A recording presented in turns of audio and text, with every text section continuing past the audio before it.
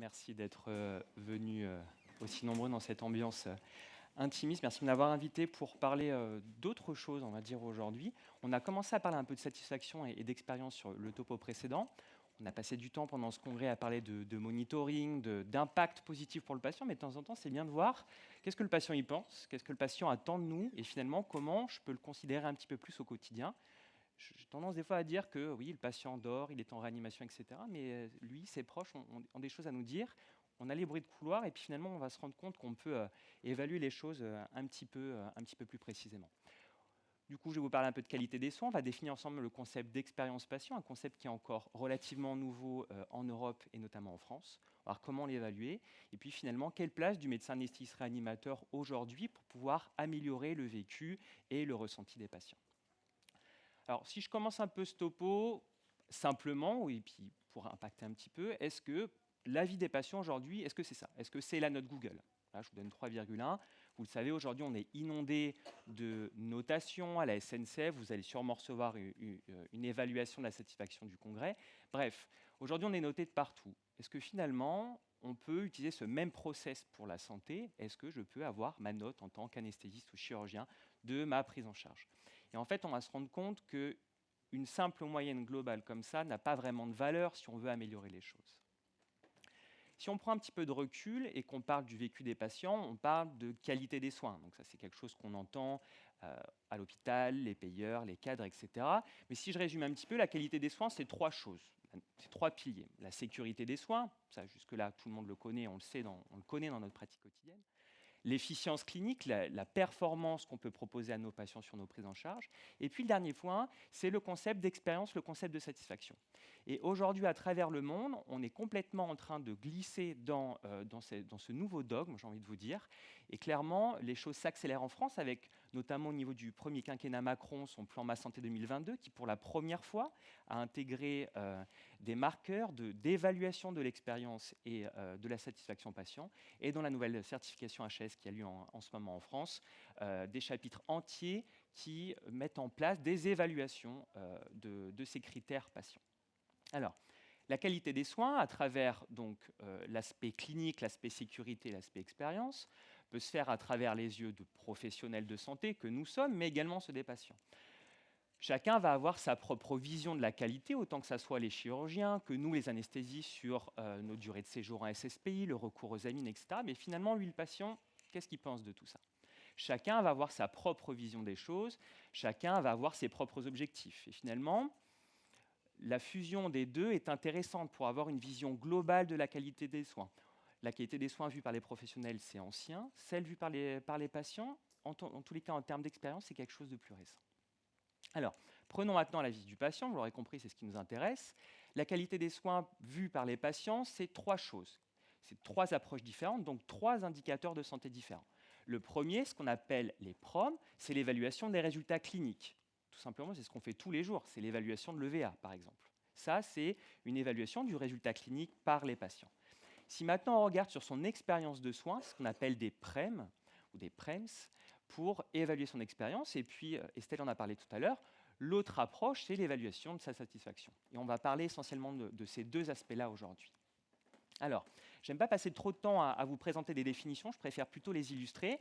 On va parler de la notion d'expérience patient, c'est une définition française de l'Institut français qui est issue d'une traduction américaine du Beryl Institute.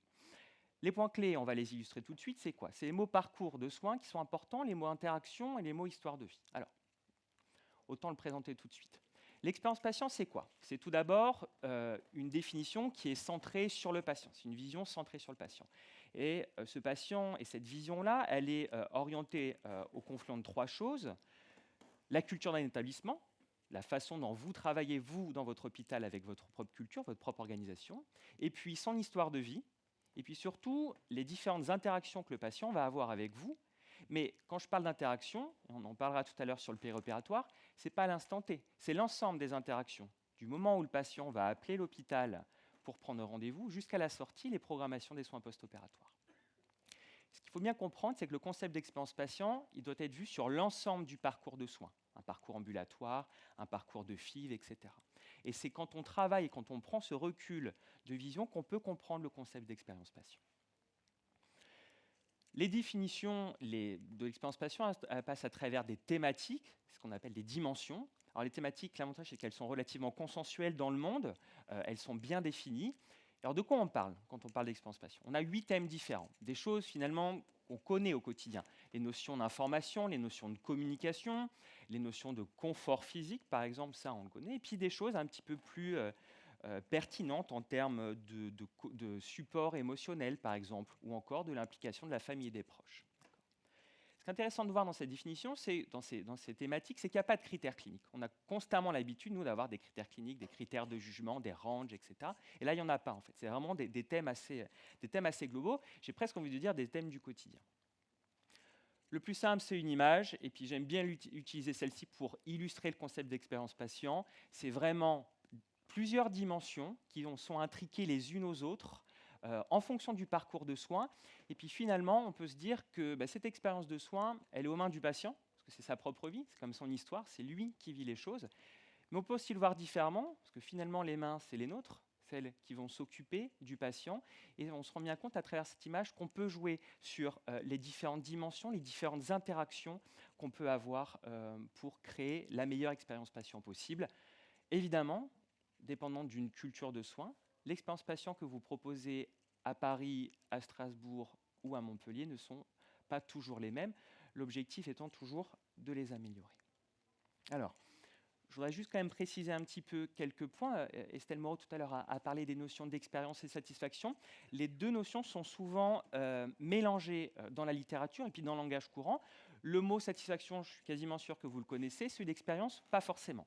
C'est quoi la différence? L'expérience patient, c'est un concept qui est beaucoup plus objectif. D'accord? On va évaluer ce qui devrait se passer. Est-ce qu'on l'a fait, oui ou non? Tout simplement, restons binaires. Si on regarde maintenant la notion de satisfaction, elle est beaucoup plus subjective. Elle va dépendre des attentes des patients, de la culture et des choses qu'il va attendre de vous en fait. Et la définition est beaucoup moins consensuelle. Pour l'illustrer, je reviens en arrière. Je vous le dis, l'expérience patient, c'est objectif. Est-ce que je l'ai fait ou pas? Est-ce que je vous ai apporté une information aujourd'hui? Oui ou non? Mais la qualité de cette information, elle va dépendre. Peut-être le patient va vous dire, moi, je l'ai eu l'information, mais j'en suis pas satisfait parce qu'il m'a mal parlé. Ou oui, j'ai reçu une information et j'en suis très satisfait. D'accord? Donc, au total, quelles mesures faut-il choisir? Est-ce qu'il faut plutôt choisir aujourd'hui pour évaluer les souhaits des patients? Est-ce qu'il faut faire plutôt de l'expérience? Est-ce qu'il faut faire plutôt de la satisfaction? J'ai presque envie de vous dire qu'il faut plutôt mesurer l'expérience patient, même s'il n'y a pas de recommandation claire dans ce sens-là aujourd'hui. Et puis finalement, et ça on va le voir dans cette deuxième partie, que la plupart des questionnaires, la plupart des approches d'évaluation du vécu des patients, elles mêlent complètement des questions de satisfaction et d'expérience, et c'est très difficile de créer un questionnaire uniquement d'expérience sans avoir quelques questions de satisfaction. Comment mesurer l'expérience patient? Elle peut se faire sur une approche qualitative avec soit des focus group, des entretiens avec des patients, mais la méthode la plus utilisée, ça reste quand même aujourd'hui des questionnaires. Je vous cite le plus fréquent que vous allez retrouver dans la littérature, qui est le PICR, le PPE 15, qui est un questionnaire validé dans de nombreuses langues, notamment le français, et qui va s'intéresser à évaluer l'expérience patient d'une hospitalisation conventionnelle. Mais vous allez retrouver un certain nombre d'autres questionnaires, ce qu'on appelle des PREM, dans la littérature, qui vont évaluer cette expérience de soins, énormément en oncologie, vous en avez en diabéto, vous en avez pour différents types de chirurgie, etc. Après ces définitions qui sont parfois un petit peu floues, rentrons un peu dans le vif du sujet de ce qu'on fait finalement au quotidien. Je vous représente ici le schéma du parcours périopératoire, qui va évidemment de la programmation chirurgicale initiale, le rendez-vous avec le chirurgien, en passant par le jour J de l'intervention, de l'évaluation préopératoire, on en a parlé sur le topo d'avant, et la récupération. Quand on parle d'expérience, il faut voir tout le parcours. D'accord. Alors, ce qu'il faut bien comprendre, c'est que l'expérience de la chirurgie, c'est un moment extrêmement anxiogène pour les patients. Je ne vous apprends rien, on s'en rencontre tous les jours au quotidien. Et toute cette intensité émotionnelle, le court laps de temps qu'on passe avec les patients, et enfin les différentes drogues sédatives qu'on va leur faire passer pour leur dire 2-3 jours après, est-ce que vous vous souvenez de ce qu'on a dit, est-ce que vous vous souvenez de ceci ou de cela, rend l'évaluation du parcours périopératoire relativement difficile et délicate. Et l'autre écueil à ne pas faire, c'est que je vous ai dit qu'il fallait prendre l'ensemble du parcours en considération. Et vous ne pouvez pas évaluer l'expérience d'une chirurgie ambulatoire que sur l'instant T du patient qui va passer les portes de votre bloc et qui va ressortir de la SSPI. Vous allez louper un certain nombre de choses essentielles, des choses toutes bêtes, hein. Les places de parking sur l'hôpital, je vous l'accorde, hein, ce n'est pas de notre recours. Et pourtant, ça compte dans les notifications de patients et sur les retours de patients. La qualité de l'accueil téléphonique qu'ils ont pu recevoir avec la secrétaire initialement. Là encore, ce n'est pas de votre prérogative, je vous l'accorde, hein, mon anesthésiste réanimateur, mais encore, dans les scores d'évaluation, c'est des choses qui comptent. Alors finalement, quel indicateur pour le périopératoire, quels indicateurs on peut utiliser aujourd'hui pour essayer d'évaluer le retour de nos patients? Alors, est-ce qu'on peut en rester tout simplement à des échelles de Likert, à cliquer sur des étoiles? Probablement que non, ce que je vous disais en début de topo, tout simplement parce que, comme pour la téléconsultation, les notes sont relativement élevées, voire très élevées. Et quand on a des notes très élevées, c'est difficile de voir, d'une part, les points d'amélioration, et d'autre part, c'est bien aussi de dire que quand on fait des choses, on les fait bien. Et quand on a forcément une très bonne note, des fois on peut se dire, bon, j'en reste là, mais quel est le petit point qui pourrait éventuellement me manquer? Et puis ce sont des notes globales. Si on fait des sous-notes, effectivement, on peut avoir des choses intéressantes. Alors globalement, dans la littérature, il y a 3 choses validées scientifiquement. Vous avez le score EVAN, qui évalue l'expérience et la satisfaction de l'anesthésie générale. Un score développé en France en l'occurrence, 26 questions, qui s'intéressent à des dimensions qu'on a déjà parlé tout à l'heure, la notion d'information par exemple, et puis des choses, on en parlait à midi, des choses plus évidentes, la notion d'attente au bloc opératoire, qui est souvent très mal vécue par les patients, l'inconfort, la soif, etc., et puis la qualité de l'attention qu'on peut porter à nos patients. Un autre score existe dans la littérature, le score ISAS, qui est lui spécifique de la sédation. C'est un score d'expérience et de satisfaction pour la sédation. Ce qui manque aujourd'hui dans la littérature, c'est ça.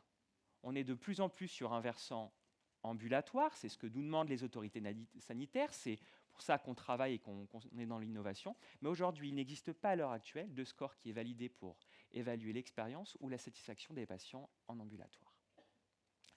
Là, je vous ai présenté des scores, j'ai presque envie de dire bibliographiques, validés dans la littérature. Si maintenant on regarde un petit peu des indicateurs de santé proposés dans le monde, on va partir quelques instants outre-Atlantique aux États-Unis, puis évidemment, on va voir ce qui se passe en France. 2 indicateurs de santé qui vont permettre de guider les politiques publiques, les politiques d'expérience patient. La première, c'est la ESCAPES. Elle est développée aux États-Unis depuis 2012. Elle a été travaillée avec des chirurgiens et des anesthésistes. Et elle, c'est un énorme questionnaire, je crois qu'il y a à peu près 70 questions, qui va évaluer le parcours chirurgical ambulatoire, le parcours chirurgical, par exemple, carcinologique. Vous avez plein de versions de la CAPES et donc sa version chirurgicale.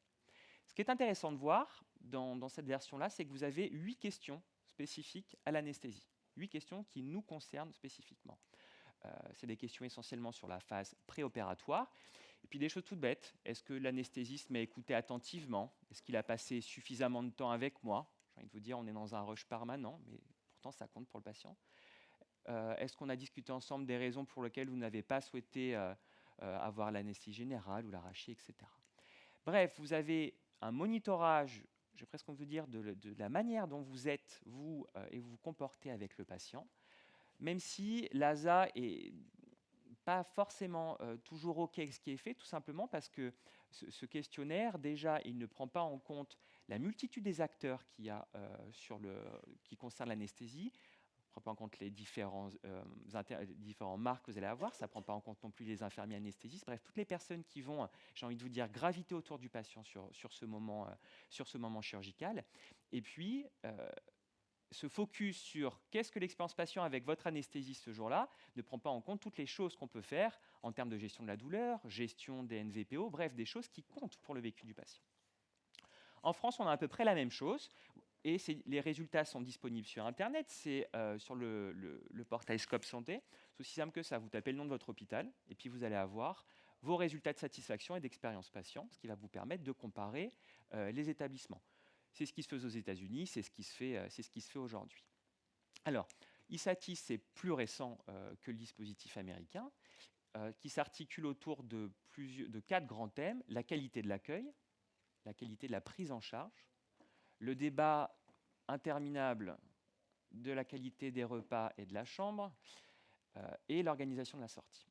Et ce qui est intéressant de voir avec le dispositif SATI, c'est qu'on a deux versions qui vont nous intéresser, la version chirurgie ambulatoire et la version médecine chirurgie obstétrique, plus de 48 heures.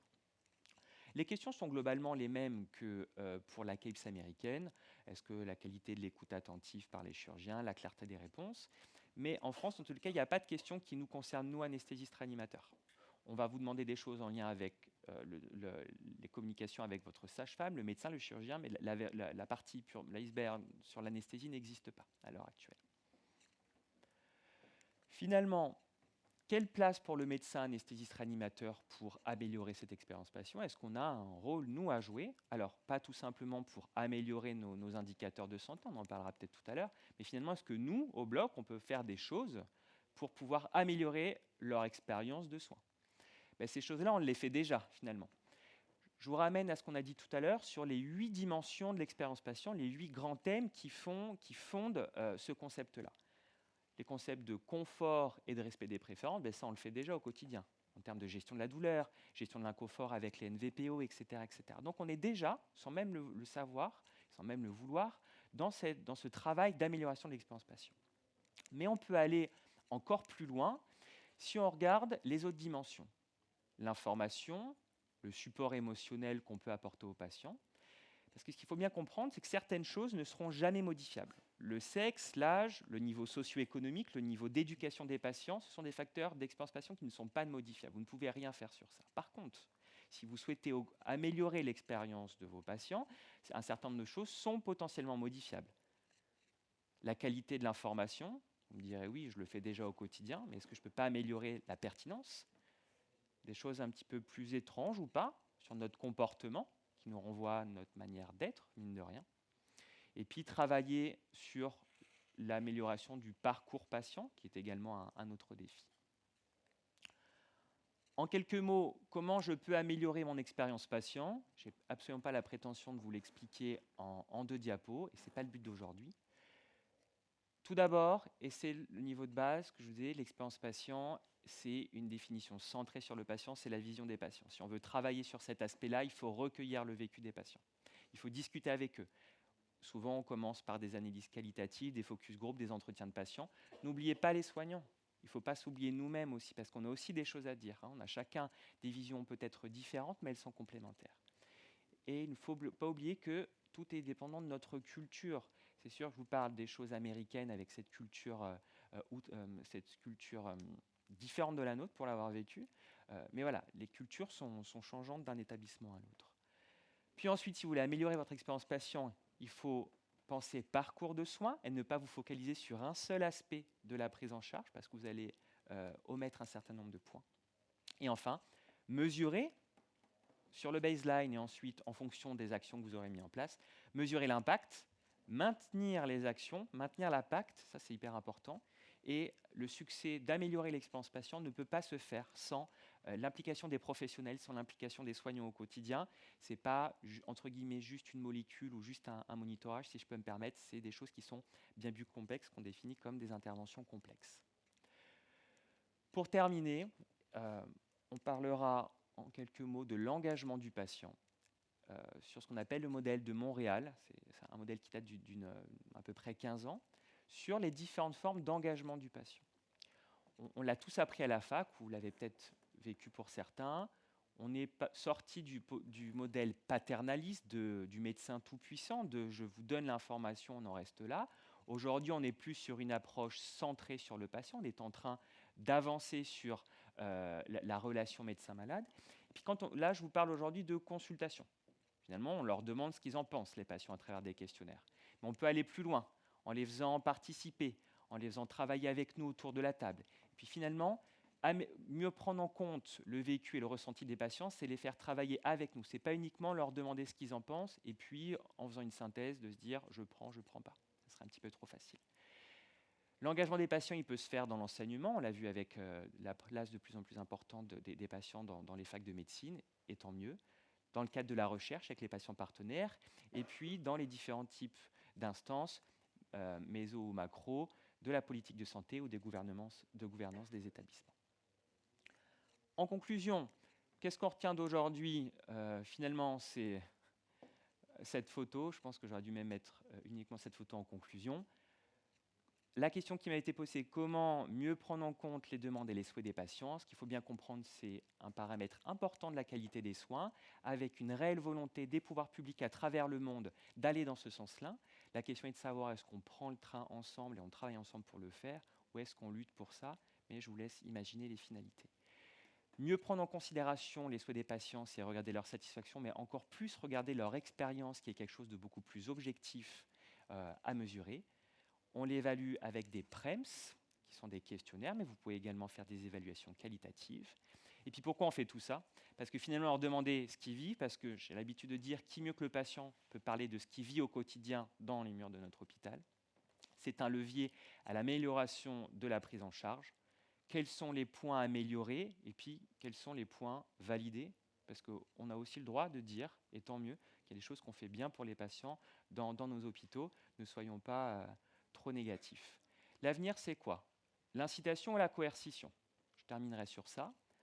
La coercition, oui, on l'a outre-Atlantique, effectivement. L'incitation, c'est le cas en France. On n'est plus sur ce versant, ce qu'on appelle l'IFAC, avec en 2018, c'est des nouveaux modes de financement, de la qualité des soins. Et comme je vous l'ai dit, on est dans une réelle volonté d'améliorer le monitorage de l'expérience des patients. Aujourd'hui, des mesures incitatives, 50 millions d'euros en 2018, 700 millions d'euros en 2022, mesures incitatives, mais en France aujourd'hui arrivent des toutes petites sanctions sur les nouveaux décrets. C'est très léger, mais il faut le regarder. Aux États-Unis, c'est plus radical. Mon établissement a une bonne note d'expérience patient, j'ai des fonds. Mon établissement n'a pas de bonne note. Je vous laisse imaginer la conséquence. Finalement, un certain nombre de choses se passent, sont en train d'arriver. Prendre en compte la vie des patients, c'est de plus en plus important. Restons sur ces mesures incitatives qui sont mises en place. Travaillons ensemble avec les patients pour leur offrir un parcours de soins toujours plus optimal à leur écoute. Merci de votre attention.